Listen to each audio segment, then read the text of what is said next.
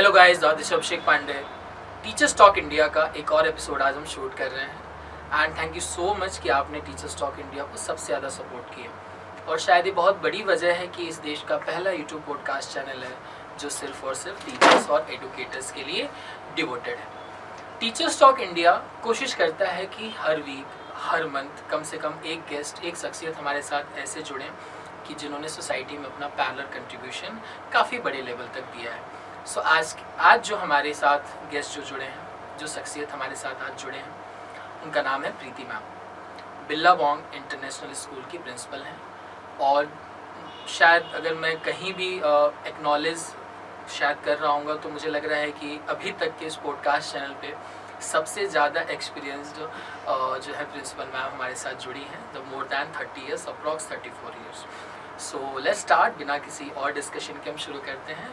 प्रीति ma'am के बारे में थोड़ा सा जानेंगे, फिर उसके बाद से question answer. So thank you so much जो है खास करके प्रीति मैम कि आपने हमको समय दिया, वो भी वीक डेज में। जनरली स्कूल लाइफ में वीक डेज में बिल्कुल समय नहीं होता। सो और आप इस गर्मी में हम थोड़ा सा शूट करने की कोशिश कर रहे हैं। So again thank you ma'am. So please ma'am आप थोड़ा सा अपने जर्नी के बारे में थोड़ा हमारे व्यूवर्स को बताइए, उसके बाद से will start questions. So thank you Abhishek ji for inviting me. It's always a pleasure to share your journey. क्योंकि हमें लगता है कि कहीं ना कहीं हमारी जर्नी से अगर कोई इंस्पायर हो जाए या कुछ एक they can learn something from the lives and different milestones in my career and in my professional and personal life. So basically I belong from Jaipur, but born and brought up in Calcutta जो अभी कोलकाता है। तो मेरी schooling, मेरा college, मेरा post graduation सब कोलकाता से ही हुआ है, from Saint Xavier's college, from Calcutta university, and my BEd also I did from Shikshayatan, again Calcutta university का ही एक कॉलेज है।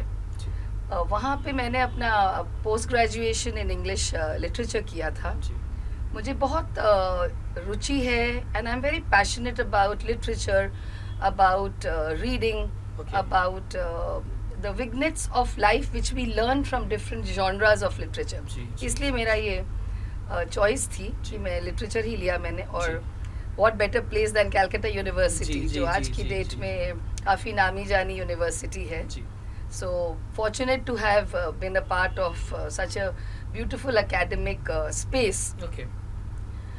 After completing my B.Ed from Calcutta, फिर I moved to a place called Udaipur, जो बहुत सुंदर सी सिटी ऑफ लेक्स है राजस्थान की, जो मेरा नेक्स्ट फेज ऑफ लाइफ हुआ, which was of course my married life, you know, started my second phase there.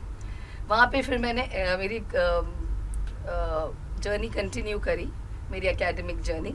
I completed my MEd over there and I completed my PhD there. Okay, मतलब schooling ma'am from Calcutta. Schooling from Calcutta, post graduation and further masters. I did my masters from Calcutta University, and then I did another masters from Udaipur in B.Ed. So Master of Administration, Educational Administration, and of course also my PhD in Education. उसके बाद इस बीच में 1991 में जब मैं move हुई Udaipur, my family, I am talking about my in-laws family, they were very progressive, a very forward looking family who wanted there daughter in law. अब हम राजस्थान की बात कर रहे हैं, उदयपुर की बात कर रहे हैं, लेकिन हम माइंडसेट की बात कर रहे हैं। इससे ये दिस इज़ अ लर्निंग की जगह doesn't matter, the place doesn't matter, what matters is what your thoughts are. Modernness doesn't come from a place or from what you're wearing, it comes from the thought, it comes from how you're viewing, your perspective of life. तो वही मेरे family से मुझे मिला, very very fortunate. मैंने फिर मेरा teaching career शुरू किया वहाँ पे, because already I had done my B.Ed. Which year ma'am? This is 1991. Okay. The year I got married, the same year I joined this school called Maharana Mewar Public School. Okay. A school which belonged to the royal family of Mewar, a beautiful school, and I was very raw, very new, fresh from Calcutta, new to a place like Udaipur, moving from a city of learning, moving from a city of academics, culture, a city where there is erudition everywhere around, to a city which is of course ji. very different. Okay. There were two cultures over there. जी. और जो हम कहते हैं ना Bharat and India, तो there was I could see that, but the school was a very beautiful school. Okay. और वहाँ पे मैंने जो स्टूडेंट्स आए थे उनसे मुझे इतना प्यार मिला, उनसे इतने अटैचमेंट मिली कि I began as of course as a primary and a middle school teacher, जी. एंड आई टॉट इंग्लिश और सोशल साइंस, और मेरा बॉन्डिंग बच्चों के साथ शुरू से बहुत स्ट्रॉन्ग रहा है. Okay. मेरा connect with the young minds जी, जिसे जी, कहते जी, हैं बहुत जी, स्ट्रॉन्ग रहा जी, है. जी. तो अभिषेक जी, हम जब बात करते हैं ऑफ राजस्थान, एक चैलेंज होती है, लैंग्वेज ऑलवेज इज अ जी, चैलेंज, जी, true. क्योंकि दे आर ब्रिलियंट. हमें language doesn't define us. If I don't know English doesn't mean that I am in any way lesser than the student who knows English. तो that was something which I learned and I could grasp it. तो जब मैं पढ़ाने गई classrooms में, और 91 से लेके 98 तक as a teacher I taught, I realize that there is so much of potential. इतना बच्चों में सीखने की उत्सुकता है और मुझे सिखाने की. Okay. तो मुझे एक स्पेस मिली जहाँ पे मेरी लर्निंग, मेरी teaching could reach to these children who were like an empty vessel ready to absorb. तो वहाँ पे एक बहुत ब्यूटीफुल जर्नी शुरू हुई, जहाँ मैंने डिफरेंट टेक्निक्स अडेप्ट करी, क्रिएट करी to make the language English more comfortable for them. Okay. तो उसके बाद 98 के बाद फिर मैं I move from primary to middle school. I was the editor of the school Okay. Newsletter and the जी, मैगजीन. जी. बैकग्राउंड था ना कैलकटा जी, जी, का, क्योंकि वो तो पूरा वो है. टैग तो है ही कैलकटा का, कैलकटा यूनिवर्सिटी का. But I had beautiful mentors, I had beautiful friends and colleagues who walked with me, जी. जिन्होंने बहुत कुछ मुझे सिखाया, क्योंकि मैं बहुत रॉ थी. सो आप बहुत सारे आइडियाज़ लेके क्लासरूम में जाते हैं, और अगर आपको उतना ही रिसेप्टिव एक ऑडियंस बच्चे मिलते हैं, तो you get a very beautiful playing field to roll out your ideas. जी, जी. तो जो अभी NEP बोलता है कॉन्वर्सेशनल जी, इंग्लिश, जी, जी, जी. putting more focus on communication, putting more focus on your dialogues, all that was something which we did that early in 93, 94. Then I moved into the administration department, Okay. where I was the admin for this group of schools. जहाँ ma'am, पे ये कौन से year की बात हो रही ये है? 91 से लेके 98 तक मैंने Okay. स्कूल टीचिंग करियर किया. फिर जी. 99 में मैं एक एडमिनिस्ट्रेशन में Okay, now move to that. I moved to administration. Ji. And then I took charge of the primary school. Hmm. Because क्या है ना, एक तो बेस होता है प्राइमरी स्कूल का, और एक फीडर स्कूल होता है टू जी, द हाई जी, स्कूल. जी, जी. और बच्चे इतने, the younger the kids are the better they learn. तो वो एक चैलेंज थी हमारे लिए, क्योंकि हमारे पास प्राइमरी स्कूल में महाराणा मेवाड़ का ही प्राइमरी स्कूल था, जिसका नाम था महाराणा मेवाड़ विद्या मंदिर. वहाँ पे मेरे पास 1200-1500 बच्चे थे. अच्छा. There were 1500 students there. और जहाँ मैं पढ़ा रही थी वहाँ पे 2000 बच्चे थे. हाई स्कूल, वो स्कूल था 6 to 12. Okay. और जो प्राइमरी स्कूल था वो 1 to 5 था. जी. So there were two different campuses, but they were all of the same group. वहाँ पर I joined as an administrator, as a leader, as an in charge or a headmistress, and then slowly brought about a lot of changes, had a lot of training sessions, did a lot of innovation, और काफ़ी हद तक उस school को काफ़ी हमने एक status उसका जो हमने अपलिफ्ट किया. जी. हमने बोल रही हूँ क्योंकि अकेले मैं कुछ नहीं कर सकती. हमने किया, मेरी टीम ने किया. Me along with my team. Of course, I was always there to support them, to give them my ideas. क्योंकि कभी क्या, एक freshness जब आता है किसी भी experience में या किसी भी environment या workspace में, तो people adapt to it. Then in 2000, so I worked there till 2003. Then I moved to Bangalore because my family moved there. So I followed my husband there. And I was working in a school in Bangalore. I was the only North Indian in a Kannadigan school. एक और challenge था मेरे लिए. तो language भी नहीं पता थी, और आप जानते ही हैं कि if it's a pure Kannadigan school तो थोड़ा सा कम्युनिकेशन में भी प्रॉब्लम होता है। और ये एक ICSE स्कूल था, उनका first batch was going to pass out. So I was made the headmistress of that school in Bangalore. Again, a lot of learning, क्योंकि different state, very different state, a very different body of regulations. जहाँ मैं करती थी वो CBSE school था, with a lot of I would say colloquial influences, with a lot of local influences, जो मेरा comfort zone था, because उदयपुर में ही मैं I spent my almost 15 years of my career there. So फिर मैं Bangalore move हुई. There again it was with support from everyone. The batches passed out and they did very well. And then I moved again in 2006 to Mumbai. There I took a break from teaching to curriculum planning. Okay. So I worked for Kangaroo Kids. जो curriculum designing में था, curriculum planning में था. they were actually doing research, curating curriculum for different schools and different organizations. तो मैं I was head of their ICSE curriculum schools. वापस designing curriculum because I'm a very creative person.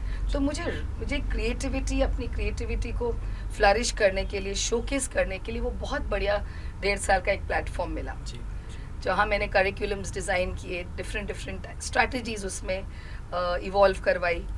And in 2000 till from 2006 to 2009 I was working there. 2009 we moved to Baroda. जहाँ फिर मैं सोच ही रहा था कि मैम बड़ौदा कब पहुंचेंगी. 2009 में पहुंची और 2009 to December के आसपास I moved here. When I moved here for 2 months I was heading the school improvement team or a school audit team. Okay. क्योंकि ये Kangaroo Kids का जो group है, they had almost 40-50 schools across the country and in Maldives. तो उनको जाके audit करना, to do a review, meeting teachers and finding out where their challenges are and where the gaps are, वो बहुत important होता है. तो वो मैंने किया as heading that team. Maldives भी हमें भेजा गया था just to find out how we can support that school. 2010 में मैंने बिल्लाबोंग हाई इंटरनेशनल स्कूल बड़ौदा की reins संभाली as the principal. As a principal, wow. I was instated as the ICSE principal. And जब मैंने ये बिल्लाबोंग स्कूल में जब मैंने ज्वाइन किया और I took over the reins, आप बिलीव नहीं करेंगे Abhishek ji, the strength was only 165. क्या बात है. अब क्यों था, कैसे था, काफ़ी सारे नया स्कूल था, ICSE करिकुलम था.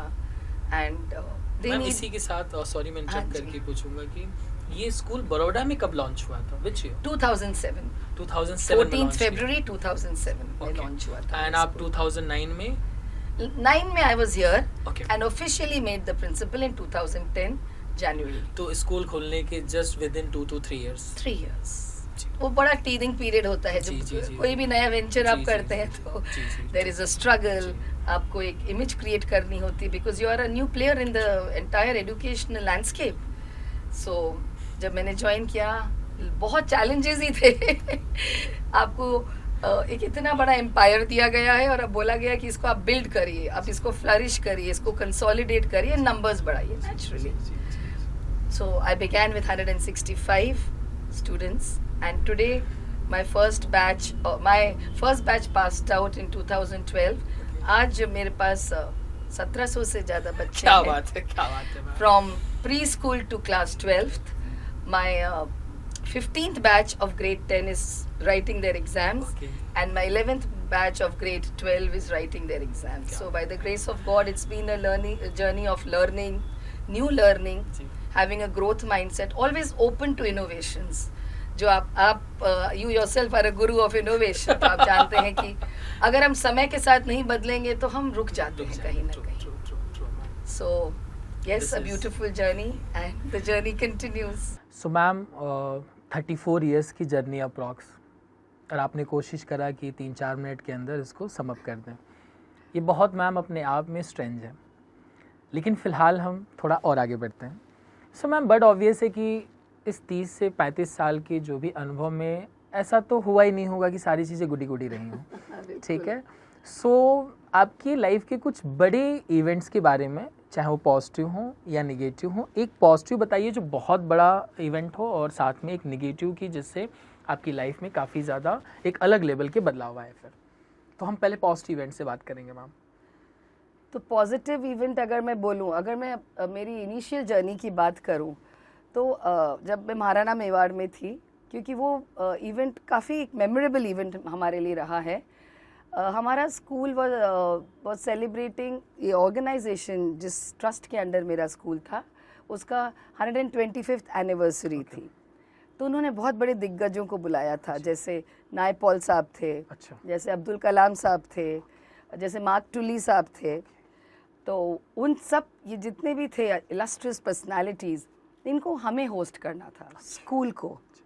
और अब्दुल कलाम साहब के साथ खाली स्कूल के बच्चों का एक इंटरव्यू सेशन ऑर्गेनाइज किया गया था। तो मैं उसकी पहले आपको बात बताऊंगी कि जब कलाम साहब को रिसीव करने मुझे भेजा गया था, as being a part of the editorial committee and as part of being the committee for cultural events, तो उनको रिसीव करने जाना, मतलब वो तो it was like heaven sent for me. और जब कलाम साहब आए स्कूल में, और उन्होंने कहा था कि छोटी गैदरिंग ही चाहिए, मुझे हाई स्कूल के 100 बच्चों से ही बात करनी, पर आप जानते हैं कि कलाम साहब का नाम आते ही he's a mentor and he's someone whom everybody loved and revered and respected.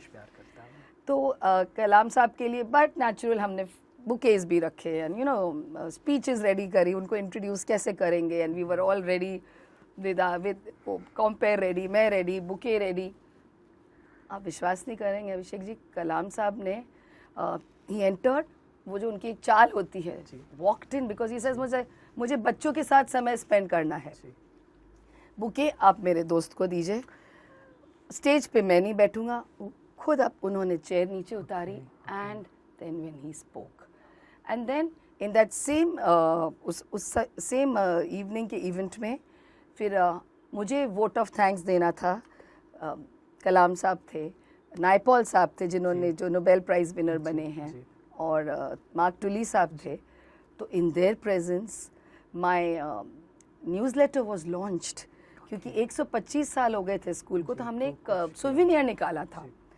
तो जो मेरे जो मेंटोर रहे हैं, जो श्री जी अरविंद सिंह जी मेवाड़, उनका एक सपना था कि नायपॉल या कलाम साहब के थ्रू ही ये जो सोविनियर है ये लॉन्च होएगा। तो अभी भी जब मैं वो फोटोज़ देखती हूँ, तो वो तो launched by him, Mark Tully साहब हियर एंड नायपॉल साहब and all those illustrious personalities. तो दिस वाज एन इवेंट जिससे लगा कि will we be able to pull it through. बहुत बड़ी रिस्पॉन्सिबिलिटी थी जो हमारे को दी गई थी, बिकॉज आप these are people who have a stature, global stature के लोग हैं, और उनके सामने हम अपने आप को कंसिडर करते हैं we are only teachers, we realized क्योंकि ma'am they are very big personalities. Yes, आप सोच सकते हैं मैं जिन पर्सनालिटीज की बात कर रही हूँ, और हमें लगता है कि हम तो सिर्फ एक अध्यापक हैं, I am only a teacher. That is very told, no, you are nation builders. और आप जानते हैं how he connected with children. तो उनकी जो स्पीच थी, जिस तरह से उन्होंने हमारे साथ इंटरेक्ट किया, आई थिंक ऐसे लगा कि yes we are in the right profession. तो वो इवेंट बहुत यादगार है। बहुत सारे इवेंट्स हैं उसके बाद, मतलब वन ऑफ द टॉप है ये। I would say this is etched in my memory, जो शायद मैं मेरे बच्चों से भी बोलती हूँ और उनके बच्चों को भी शेयर करूँगी, बिकॉज ये सौभाग्य शायद सबको नहीं मिलता है। We are talking of very great personalities, not one but 3-4 of them, and to speak in front of Tully साहब, मार्क टुली तो आप जानते हैं BBC के रह चुके हैं, बहुत famous journalist and presenter, and Naipaul साहब तो of course. So this was very big, and that opportunity was given to the school. Otherwise they could have hired anyone. I mean, the royal family का school है तो किसी को भी, but उन्होंने कहा नहीं, मेरे को मेरा स्कूल शोकेस करना है। और स्कूल की जो तो बहुत मेमोरेबल इवेंट रहा है। ये एक इवेंट है जहाँ पे I still have the photographs of the book being launched by on that time on that day. So उसके बाद इंस्पिरेशन मिली टू राइट बुक्स, तो मैं भी of course I have sketched a few books, लिख भी रही हूँ बुक्स जो मेरी थीसिस थी which is based basically on the 4 pillars of education based on Mark Delors survey. तो उसमें डेलोर कमीशन ने बोला था कि 4 pillars हैं जिस पे सारा एजुकेशन सिस्टम शुड रेस्ट, जो अभी NEP बोल रहा है। तो उस पे भी मैंने अभी क्या मैम जो NEP है उस पे सेंट्रलाइज्ड है इन 4 pillars पे कि? एब्सोल्युटली। ओके, ये NEP की 2011 की मैं बात कर रही हूँ, जब मैंने मेरी बुक रिलीज करी थी, ये डेलोस कमीशन की report, where they talk of 4 pillars: learning to know, learning to be, learning to do and learning to live together, hand, heart, mind and soul. तो वो तो था एक बहुत यादगार इवेंट, और वहाँ से फिर इंस्पिरेशन मिली कि जब उन्होंने हमें इतना मोटिवेट किया कि you all can do anything, you are nation builders. So we launched on our journey as authoresses, as anchors, as speakers, and every day we are motivating our the youth. और कुछ setbacks भी रहे हैं, बहुत setbacks रहे हैं। एक setback ये रहा है कि जब हमारा फर्स्ट बैच पास आउट हो रहा था तो काफ़ी सारे चैलेंजेस थे।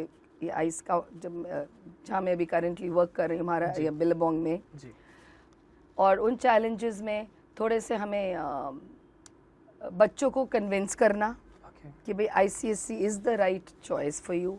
तो थोड़े नंबर्स कम आते थे हमारे पास, बट धीरे धीरे जो हमने कन्विंस किया बच्चों को, हमने उनको जो ट्रेन किया बच्चों को, जो पेरेंट्स को हमने कॉन्फिडेंस बिल्ड कराया कि नहीं ICSE is right for your child, तो वहाँ पे हमको we had to do a lot of marketing, हमें बहुत सारा मेंटोरिंग करना पड़ा पेरेंट्स के लिए। तो फर्स्ट बैच मेरे लिए बहुत चैलेंजिंग रहा, और हम सब के लिए एक that was a kind of a milestone for us कि अगर हम इसको क्रॉस कर पाएंगे, अगर हम रिजल्ट्स दे पाएंगे इस बैच में। हमेशा लगता है ना, fingers crossed, hope everyone passes, hope everyone gets good results, क्योंकि सबकी आंखें आप पे है। आपके कहने पे, आपके कॉन्फिडेंस पे मैंने मेरे बच्चे को ICSE में डाला है, नहीं तो there are other boards, there are other schools, and there we are waiting and watching. और चैलेंजेस और भी रहे हैं, गवर्नमेंट रिलेटेड भी बहुत चैलेंजेस रहे, which I think is not the right platform where we should be sharing, but academic challenges बहुत रहे हैं हमारे पास। सो मैम साथ में, क्योंकि जब हम ICSE बोर्ड की बात करते हैं तो पेरेंट भी इस बोर्ड में बहुत हाईली एजुकेटेड ही पेरेंट इस प्लेटफॉर्म को चुनने की कोशिश करते हैं। एक अभिषेक जी, IC को 2 शब्द में, जब मैं बैंगलोर में थी ना, please, तो वहाँ पे 2 शब्दों में इसको डिस्क्राइब किया था, it is for the classes. अच्छा नीश क्लास के लिए। ओके, शेक्सपियर है which is there from grade 9 onwards. तो ये तो हम तो पढ़ के आए हैं, मतलब मैं तो कैलकटा से हूँ। सो दिस इज समथिंग जो आज की जनरेशन के लिए बहुत न्यू है। And why, the question is why should I do such, जैसे आपने अभी फरमाया कि बहुत हाई लेवल है, व्हाई। हाँ जी। सो मैम, पेरेंट्स, जब भी मैं सुनता हूँ कि बड़ौदा में सिर्फ 2-3 ही ICSE स्कूल हैं और बाकी सब CBSE और स्टेट बोर्ड है, सो अगर हम 100 पेरेंट का सर्वे करें और पूछें कि ICSE में कितने लोगों को जाना है, तो it will hardly 1 and 2 people. और ये भी वो लोग होंगे, अगर हम उनकी प्रोफाइल ढूंढें तो काफ़ी इंटेलेक्चुअल लोग होंगे। मैम, इन लोगों को कन्विंस करना कितना मतलब टफ होता होगा कि आप ये चुनिए, मतलब वो थोड़ा सा प्रोसेस। तो हम हमेशा, जो मैं हमेशा पेरेंट्स को बोलती हूँ कि पेरेंट्स, ये जो जनरेशन है और ये जो बच्चे हैं जब पास आउट होके निकलेंगे, जो वर्कफोर्स इनके पास होगा, उस वर्कफोर्स में compete करना will be 100 times tougher. तो are you making the road for the child or are you preparing your child for the road? वो रास्ता आसान नहीं होगा, उनकी future journey is not going to be easy. So how do I empower? मैं आपको किस तरह से तैयार करूं? तो जो IC का करिकुलम है, जिस तरह से वो डील करता है critical thinking, communication skills, the concept clarity, it is built on concept clarity. Content तो हम कहीं से भी, जी कंटेंट बिल्डिंग तो बाद में होता है, पहले मेरे कॉन्सेप्ट्स क्लियर होने चाहिए। अगर कॉन्सेप्ट क्लियर हो, अगर मैं कम्युनिकेट कर सकता हूँ और अगर मेरे पास क्रिटिकल थिंकिंग एबिलिटी हो, तो I think the child is ready to face any challenge. तो we would tell them that देखिए यहाँ पे जिस तरह से हम डेप्थ और ब्रेथ दोनों हैं, और आज की तारीख में डेप्थ ही चाहिए। आप जब कंपेटिटिव एग्जाम्स की बात कर रहे हैं, हमें डेप्थ चाहिए, सुपरफिशियल डेफिनेटली नहीं चाहिए। तो that is what IC is all about. It doesn't scratch the surface, it delves into this So in ma'am deep. अगर ये नंबर 2500 पहुंच गए मान लीजिए एक आध साल में, सो मतलब स्कूल के पास कैपेसिटी हैंडल करने हाँ की जी, यस। कितनी कैपेसिटी हैंडल कर सकती है मैम? अभी तो हमारे पास विल बी 2000 तो कर ही लेंगे हम लोग, and then definitely we are तो इतने होंगे तो और कुछ ना कुछ हो ही जाएगा। हाँ, क्योंकि हमारा जो प्री स्कूल है वो भी हम दूसरे कैंपस में अभी उनको मूव कर रहे हैं। जी, मतलब ये बहुत हाई पॉसिबिलिटी है कि ये नंबर 3000 तक पहुंच जाएंगे। By the grace of God, yes. Great ma'am. और मुझे लग रहा है आप 3000 देख के ही होपफुली रिटायर होंगे आप, नहीं तो और हमारा एलुमनाई भी हमारे लिए बहुत you know they are our mouthpieces कि एक डिफरेंस जो है जो आईसी और सीबी में है, जो शायद हमें बार बार बताना पड़ता है कि आईसी में 9th में चॉइस दी जाती है सब्जेक्ट की। जी तो मैं एक सिंपल सा एग्जांपल दूंगी कि I am not a person who is a math smart person और someone who is not left brain, you know I am more creative, फिर भी मुझे मैथ या साइंसेस पढ़ना पड़ता है। आईसी बोलता है नो, आप चॉइस दीजिए, चॉइस दीजिए। तो मैथ्स की जगह क्या ऑप्शंस हैं? सो मैथ्स की जगह आप कॉमर्स लीजिए, आप इकोनॉमिक्स लीजिए, कमर्शियल स्टडीज लीजिए। ये 9 से ही ऑप्शन है। सीबीएसई में 10th तक ये कंपलसरी है, आपको ये तो करना है। और मैथ का कभी कभी, I know you are of course math teacher, तो यू विल अंडरस्टैंड कि और इवन साइंसेस, यू नो हमें क्या है करियर ऑप्शंस का जो एक चार्टिंग ऑफ द पाथ होता है ना, नेविगेशन, वो 8th से ही शुरू हो जाता है। और होना भी चाहिए। आजकल बच्चे बहुत एडवांस्ड हो गए हैं, they know what they want in life. So अगर हमें वो ऑप्शंस उनको अर्लियर ऑन दे दें तो they do very well.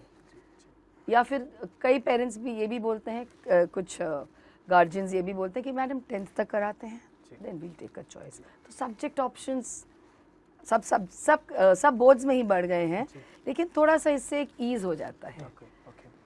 So ma'am अभी एक मतलब नेक्स्ट सवाल इसी से कोरिलेटेड है कि एक सीबीएसई का बच्चा जेई नीट का एग्ज़ाम दे रहा है और एक आईसीएसई का बच्चा जेई नीट का एग्ज़ाम दे रहा है।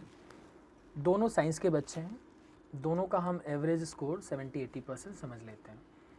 तो जेई नीट में दोनों का मैम बोर्ड एग्ज़ाम का रिजल्ट 70-80% है। तो जेई नीट में ज़्यादा बेहतर बच्चा कौन सा करता है, आईसीएसई या सीबीएसई वाला? देखिए 11th 12th में करिकुलम सेम है जी, बिकॉज 2014 में उन्होंने एक स्टैंडर्ड करिकुलम क्रिएट किया था 11th 12th। हाँ 11th 12th के लिए, खाली अप्रोच थोड़ा सा डिफरेंट है। जी, it's all about the approach. So the one who practises more, जो ट्रेंड बेटर है, जिसे हमें more you know structured training से जो बच्चा जाता है, my children also do very well and CB also does very well.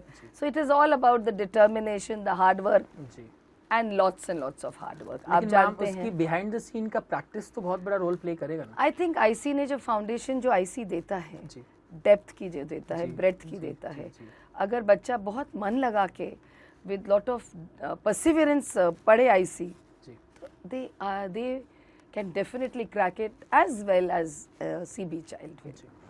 So ma'am CBSE के जितने भी स्कूल्स हैं वो अपने स्कूल में सिलेबस और बाकी सारी चीज़ों में इतना ज़्यादा बिजी रहते हैं कि बहुत कम इनोवेशन कर पाते हैं एक्सेप्ट देयर एनुअल फंक्शन।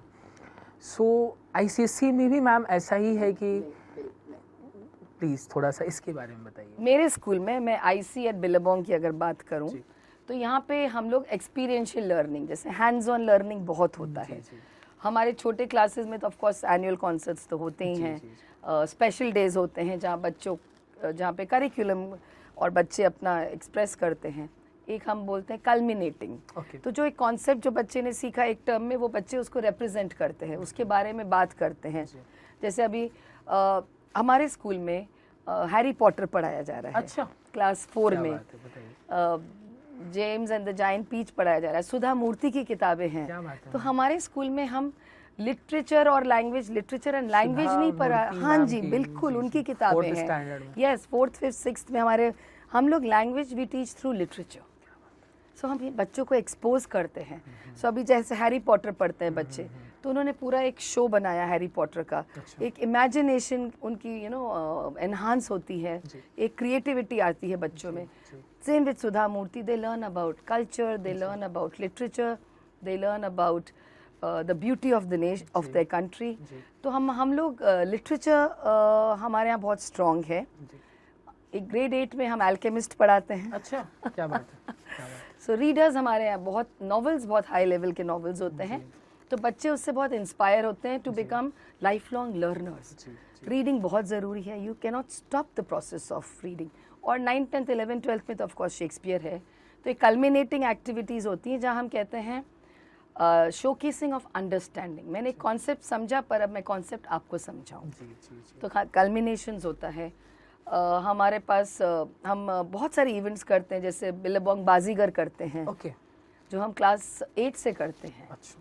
उस बाजीगर में हम लोग उनको वी हैव डिफरेंट कैटेगरीज, जैसे प्रोडक्ट लॉन्च होता है, एड लॉन्च होता है, फिर उनको सेलिंग होता है, फिर उनको पिचिंग होता है of the product, and then the final day when they have to take the product and release it to the parents. So एक बहुत बड़ा एक इवेंट है बिल्लाबोंग बिजनेस बाजीगर, जहाँ innovation, entrepreneur skills, communication skills ये 12th तक डेवलप कर दिया, ये 12th तक डेवलप होती है। फिर हम लोग कोडिंग कॉम्पिटिशन्स करते हैं। यस, वर्ल्ड रोबोटिक्स में अभी मेरे बच्चे पार्ट लेते हैं। मेकर फेस्ट में मेरे बच्चों ने बहुत अच्छा किया है, और स्किल भारत सम्मान से मुझे दूसरी बार मेरे स्कूल को नवाजा गया है।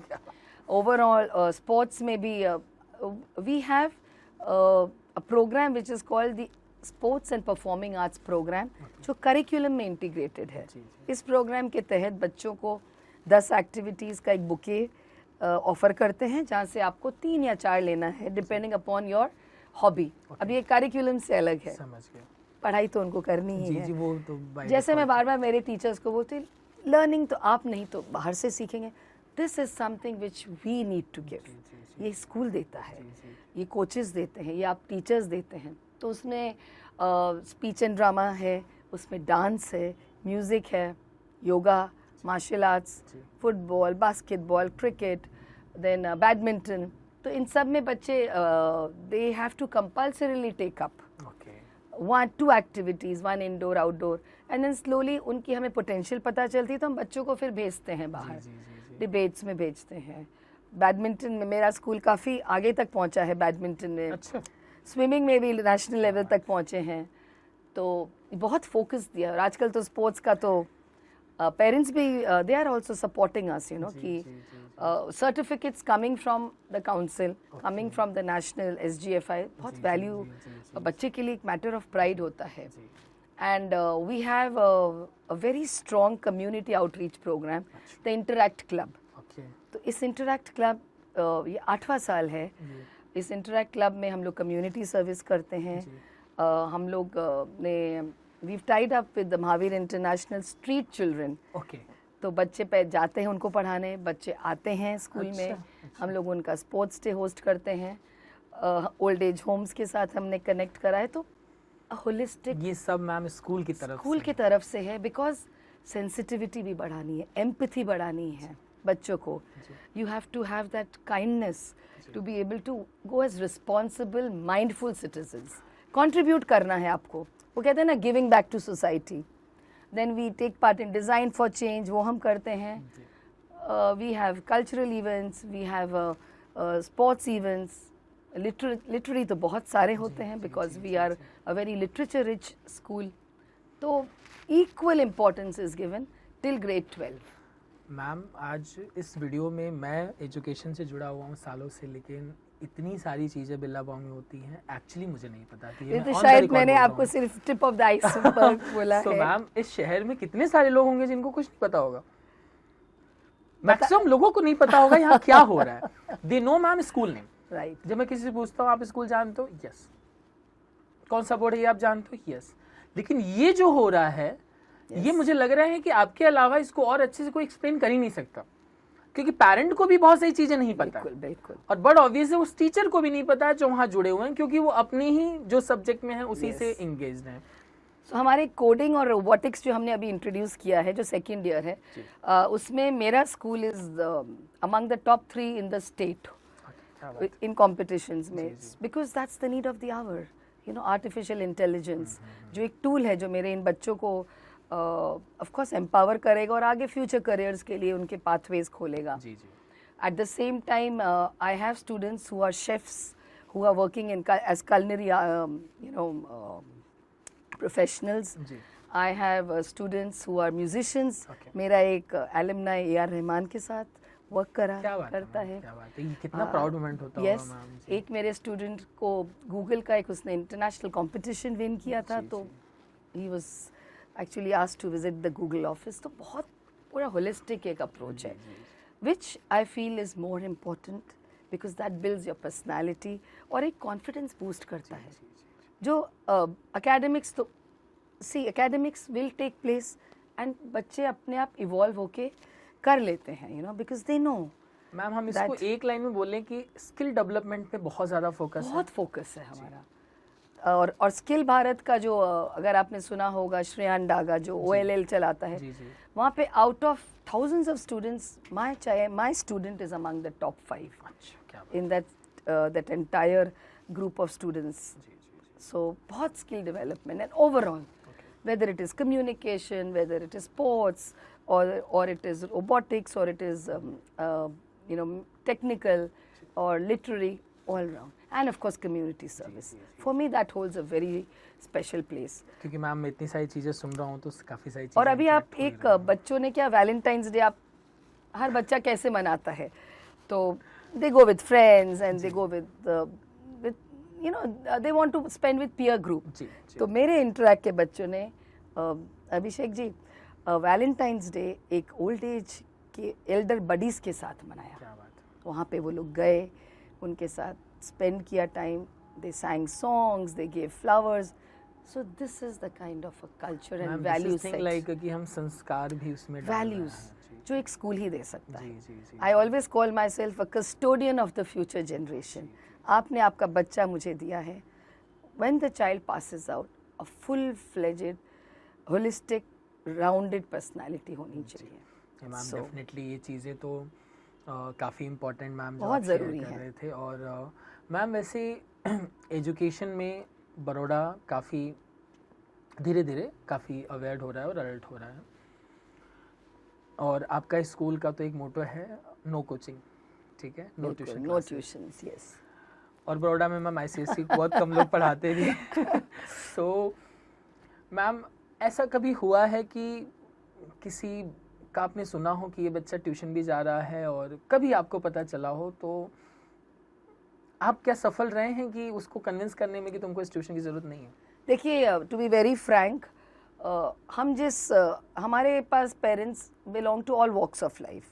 कुछ प्रोफेशनल्स हैं, कुछ बिजनेस पीपल हैं, कुछ they have risen from the rank. मतलब उन्होंने कहा है कि हम स्ट्रगल करके हम आए हैं इस पोजीशन पे, लेकिन हम चाहते हैं कि हमारा बच्चा अच्छे ही develops well and he goes to. तो मैम हम तो पढ़ा नहीं सकते हैं, क्योंकि नेचुरली समझ द मतलब वो करिकुलम फाइनेंशियली हैं, जी they are there to support, but they don't have that support which can be given at home. जी तो क्या हमको ट्यूशन्स में हमको भेजना पड़ता है.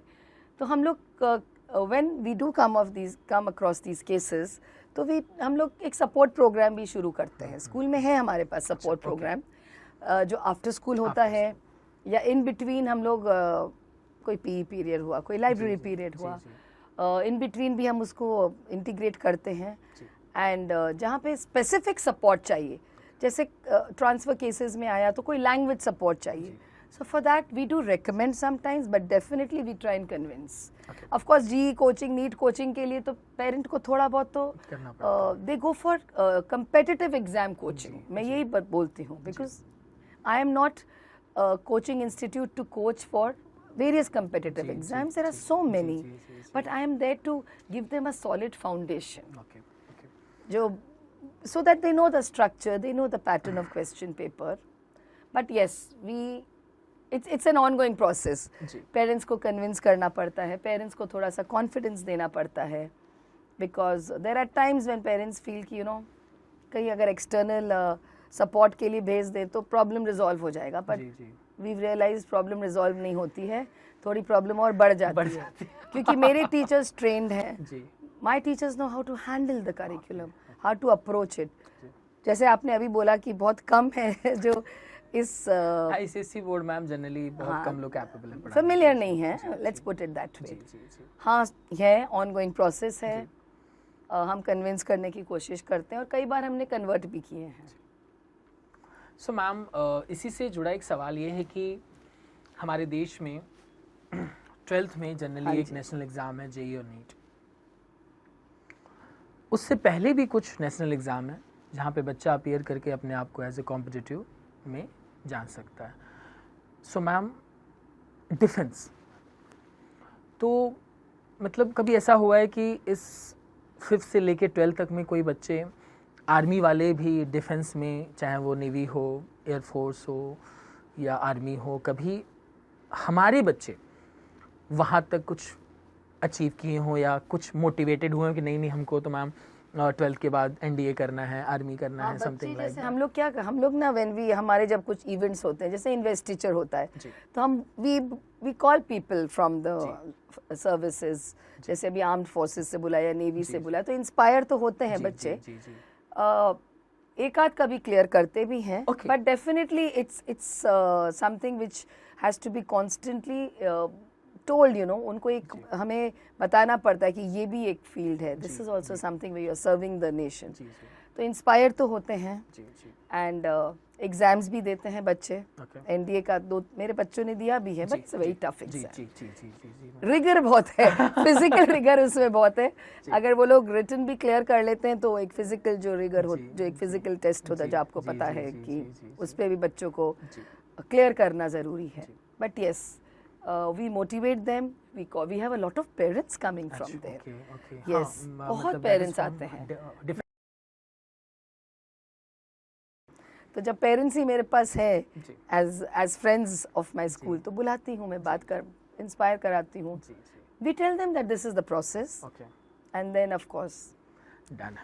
So ma'am, being आप जब इस पोजीशन पे होते हैं तो एक बड़ी अच्छी लाइन याद आती है कि अब प्रिंसिपल भी कभी टीचर थी. ऑफ कोर्स, बिल्कुल, ऑलवेज अ टीचर. बहुत ही वाले लाइन है, ऑलवेज ठीक है, क्योंकि जो भी टीचर, जो भी प्रिंसिपल है इस समय, वो हमेशा टीचर के ही प्रोसेस से आगे गए हैं. बहुत कहते हैं ना, धीरे धीरे वो we climb the ladder and then reach there. Trustee वाले सेगमेंट को छोड़ दें तो बहुत मोस्ट ऑफ सारे टीचर्स मैम वो टीचिंग वाले जोन से जाए हैं.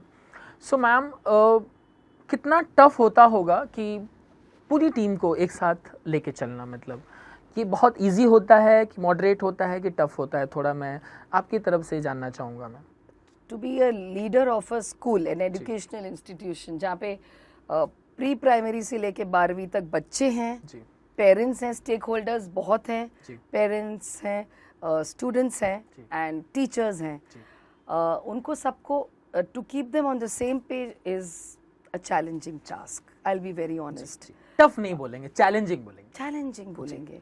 एंड चैलेंज हो तो मजा भी आता है.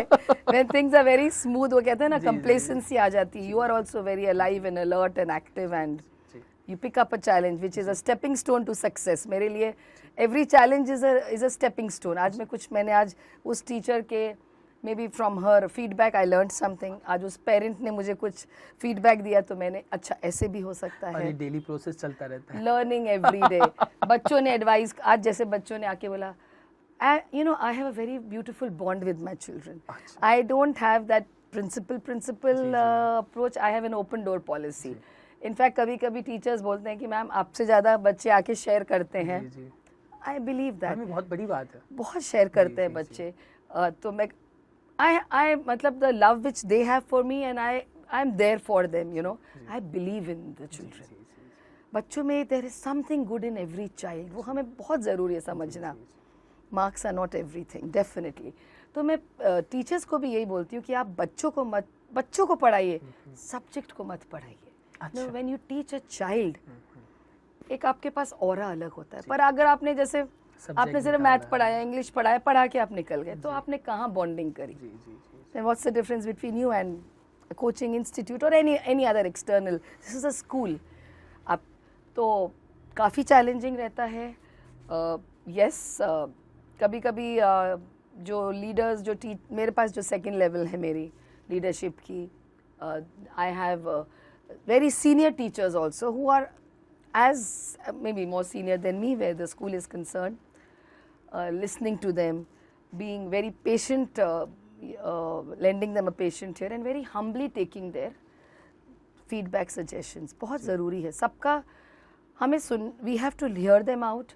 हमें एक उनको एक स्कोप एंड एक स्पेस देना पड़ेगा to be creative, to be innovative. अगर हम इम्पोज करूँ अगर मैंने बार बार, तो शायद स्कूल इतने डोमेन्स में नहीं ग्रो होता. जी जी जी जी, मतलब ग्रोथ एक रिजल्ट है कि हम सब सही ट्रैक हम सब सही ट्रैक पे हैं और हमने डेलीगेट करी है रिस्पॉन्सिबिलिटी विद स्पेस.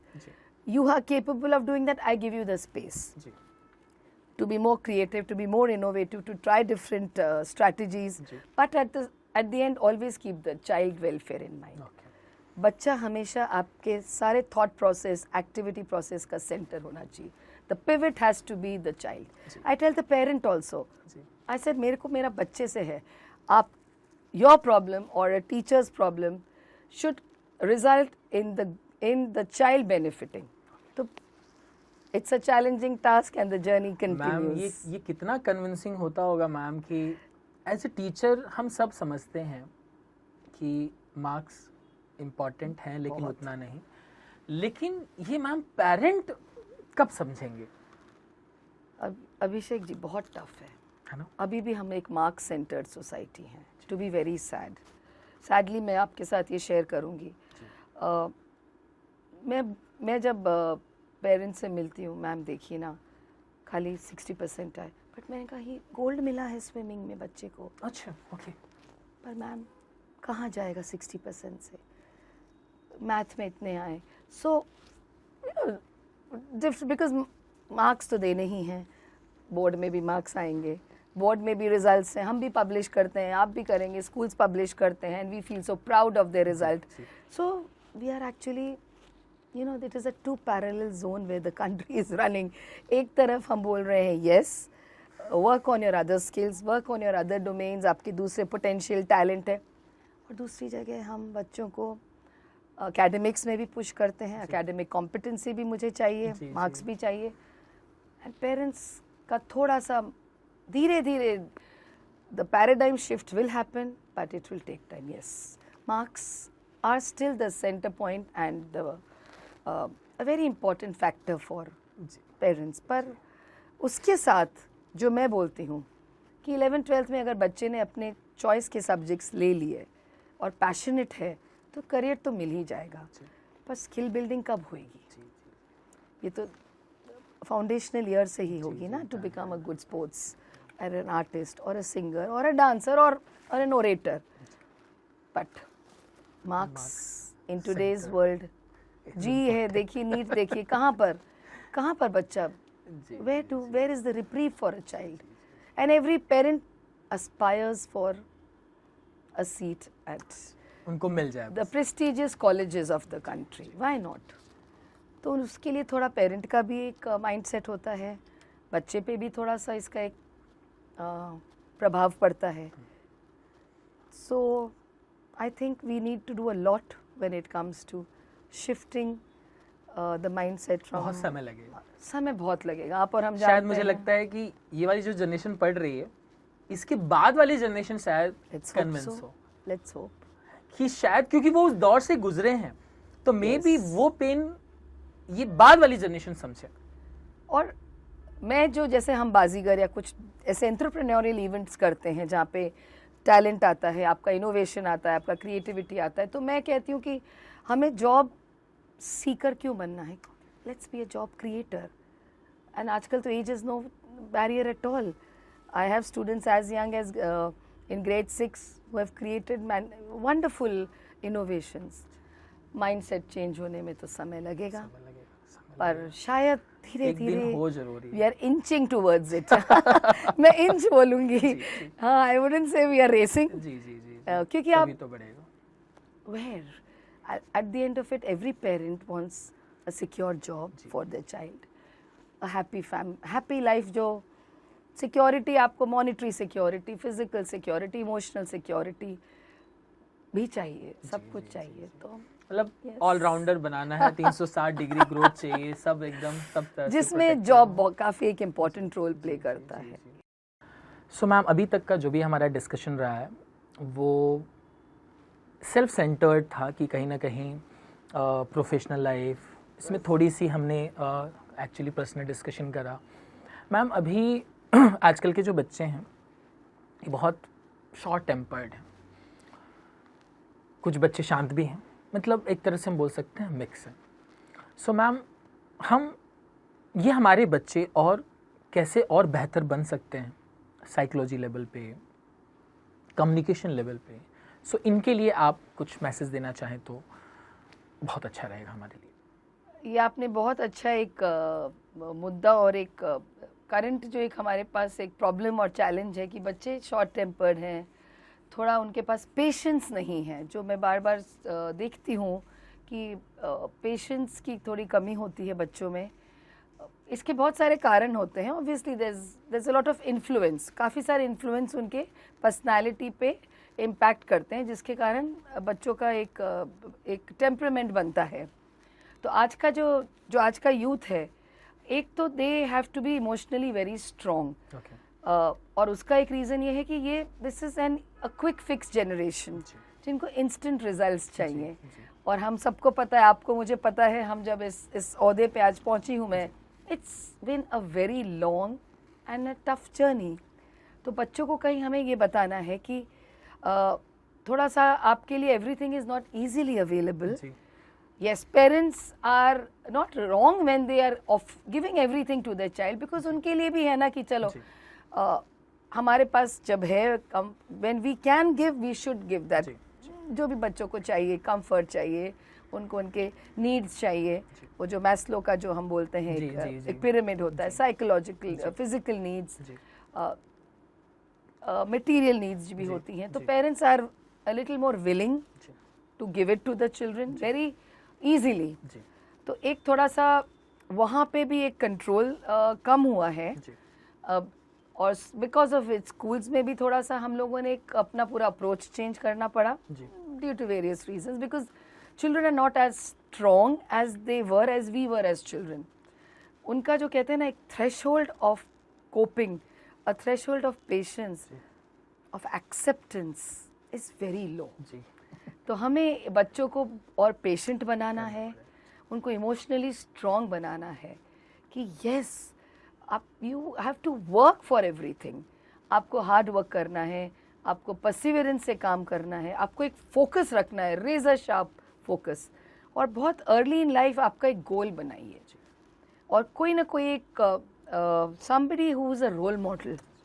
आजकल आई थिंक इस यूथ को राइट रोल मॉडल्स की बहुत ज़रूरत है, जो उनको इंस्पायर करे, जो हर whether it is someone who is not maybe from their own life, but someone who will inspire them, and then they look for role models within their society. तो peer influence को थोड़ा सा हमें और positive बनाना है।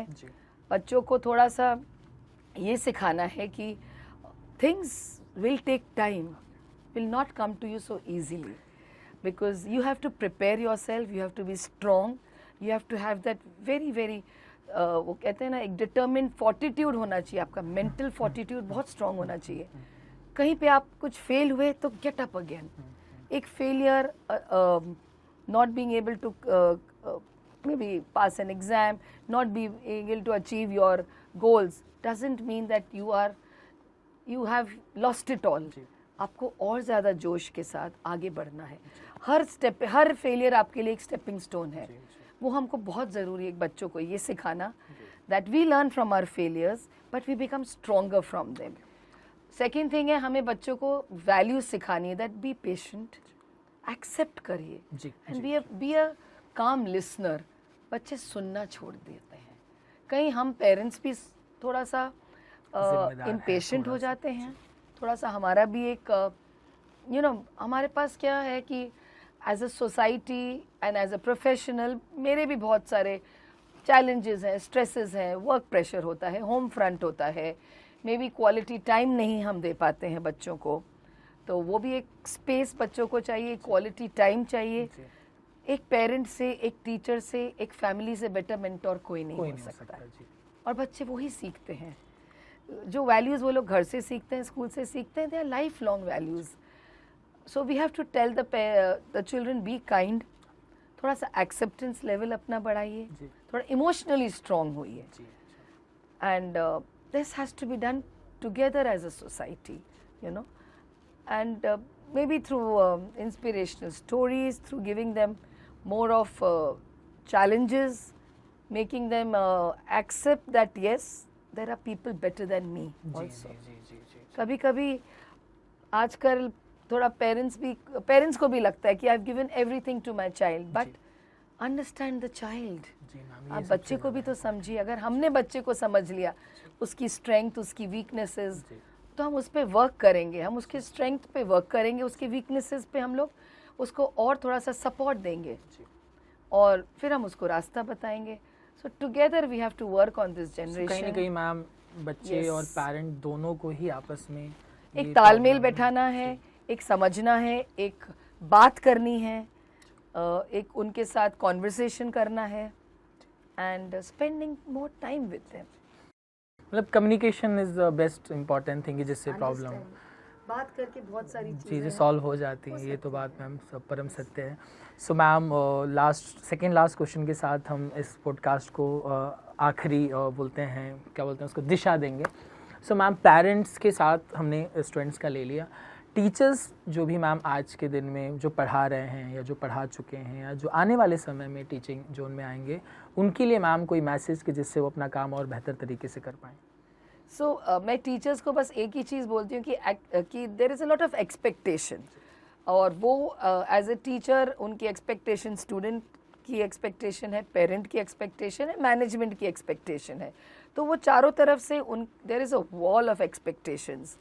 But if you are a confident teacher, if you love your profession, and if you are prepared to handle those challenges, आप किसी तरह से आपको कोई भी प्रॉब्लम नहीं आएगा, and you will continue to strive ahead. आपको आपके ऊपर ट्रस्ट एंड फेथ होना चाहिए कि what I am delivering in the class, I am doing the best, I am creating children as the best versions of themselves.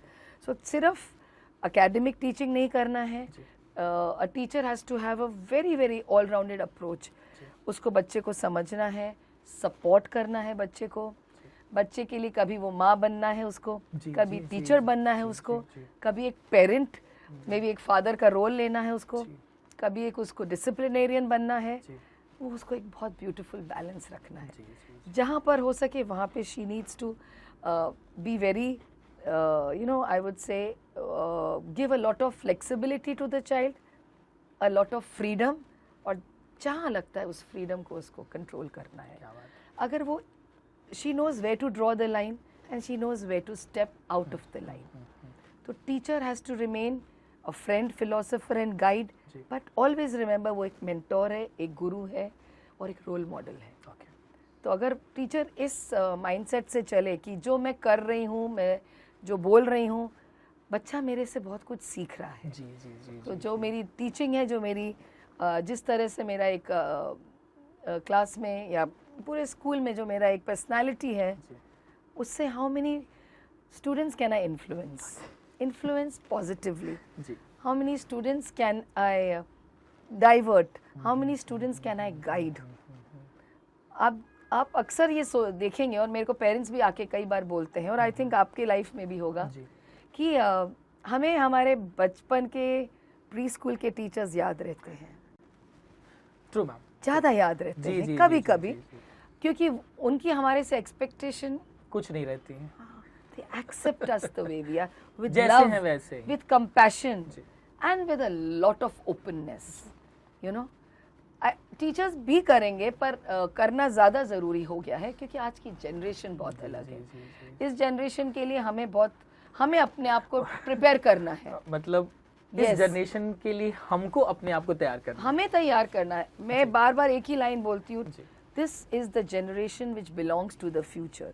तो मुझे मेरी skills को फ्यूचर रेडी करना है। ये बच्चे हैं जो आजकल जाके they are going to be out in the world, we have to make them future ready. We have to use tools जो उनके लायक हों। पुराने टूल से मैं नई जनरेशन को नहीं पढ़ा सकती हूँ। अब मतलब अपग्रेड होना ही पड़ेगा। अपग्रेड होना है all round, how to deal with them, how to counsel them. Every teacher is a counsellor. पहले काउंसिलर हो आप, पहले मेंटोर हो, then you teach the subject. और जैसे मैं कहती हूँ, बच्चों को पढ़ाइए। सो मैम, एक लास्ट सवाल से हम इस पॉडकास्ट को ख़त्म करेंगे।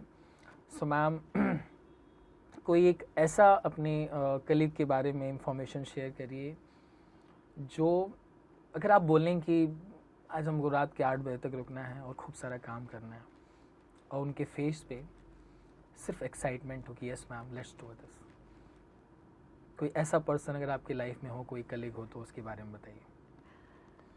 क्योंकि आज के दिन में जब भी कुछ एक्स्ट्रा काम होता है स्कूल में, या कुछ दिक्कतें होती हैं, या कुछ एक्स्ट्रा रुकना होता है, तो कहीं ना कहीं वो सेगमेंट जो है थोड़ा परेशान होता है, क्योंकि उनको घर पे भी जवाब देना है, फैमिली भी है, बहुत सारी चीज़ें हैं। बहुत कम लोग होते हैं जो एक्साइटमेंट के साथ काम करते हैं। बहुत सारे लोग दुखी होकर करते हैं क्योंकि करना है, they are the part of the system. तो मैं किसी एक ऐसे पर्सन के बारे में जानना चाहता हूँ जिसको आप बहुत ज़्यादा एडमायर करती हैं। नहीं, मतलब मुझे, अगर मैं 3 बजे बोलूँ कि आज रात के 8 बजे रुक के काम करना है, तो सब छोड़ के कि नहीं मैम लेट्स डू दिस।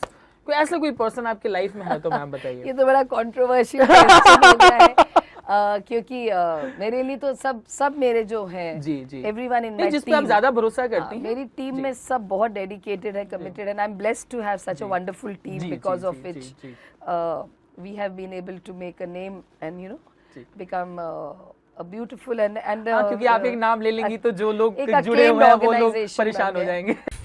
अगर हमने हमारे काम को वर्शिप करा है, अगर हमने हमारे काम को रिस्पेक्ट करा है, तो वो आपको वापस डेफिनेटली मिलेगा।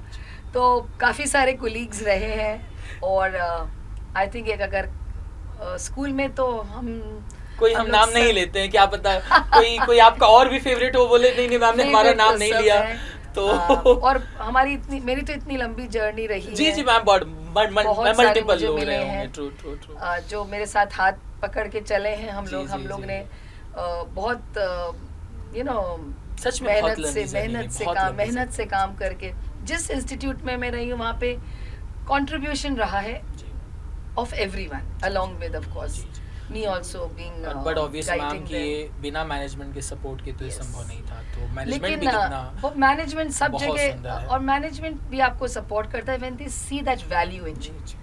What value are you bringing to this organization? जो कहते हैं ना wow factor क्या है, what is the wow factor which you will bring, the rest of the things तो वो मैं टीचर्स को भी बोलती हूँ, what is the wow factor which you bring when you enter a class? You should feel happy and satisfied when you walk out of the class also. बच्चे वही wait करते हैं कि वो आज ये मैम आएंगी, ये मिस आएंगी, ये हमको करेंगी। तो जो मेरे मेंटोर्स ने मुझे जो बोला है, जो 3-4 पिलर्स बहुत ज़रूरी मेरे हिसाब से हैं, I land on that no but is we should always strive for excellence in everything that we do, and I think we should be very futuristic in our profession. हमें हमारे को बच्चों को फ्यूचर रेडी बनाना है, decision makers बनाना है, and responsible बनाना है, and we should be very unique and special. अगर आप यूनिक हैं, स्पेशल हैं, आपके पास कुछ एक जैसे वाव फैक्टर है, आपके पास कुछ एक क्वालिटी है जो प्रोबेबली इज़ वेरी डिफरेंट, वो कहते हैं ना व्हाट इज़ द डिफरेंशिएटर, वो बहुत ज़रूरी है। बिकॉज हम लोग सब एजुकेशन लाइन में everybody is a change maker, they can mold minds, they can bring about a change in the student they are teaching. तो वो change के साथ तो society change होती है ना, and all of us are catalysts of change. मतलब हमें सिर्फ एक वो approach लेना है, और हम लोग we can bring about that change, and we all have to be very positive risk takers. Risk भी लेना है, positively लेना है, रिस्क लेके तभी हमारा जो एक मिशन है to bring about change in society, to become nation builders. These are very meaningful and powerful terms. ये सिर्फ hollow words नहीं हैं. We live these words every day. How are we making children future ready? How are we building values in them? जो वो lifelong अपने साथ carry करेंगे. So this is the responsibility of us, teachers, mentors, and all the educators. So thank you so much Preeti ma'am pleasure. कि बहुत लंबा podcast चला ये And I hope I didn't. I hope और people मुझे don't लग रहा get है कि इस bored by it. But कम से I come poured ma'am out मेरी my heart. मेरी Yes. पूरी कोशिश रहेगी मैम कि आपकी बातें बहुत सारे लोगों तक पहुंचाई जाएं और वो आपसे बहुत कुछ सीखें, क्योंकि इतना बड़ा अनुभव एक लंबे समय के बाद हमारे इस समाज you so में है much. आया है। एंड आई होप कि इससे टीचर सेगमेंट भी सीखेंगे, पेरेंट सेगमेंट भी सीखेंगे, स्टूडेंट सेगमेंट तो बड़ा ऑब्वियस सीखेंगे, जो स्कूल के ओनर्स हैं वो भी कुछ ना कुछ सीख सकते हैं कि और अपने स्कूल को कैसे बेहतर बनाएं academically. Thank you so thank you much. So much ma'am, thank you.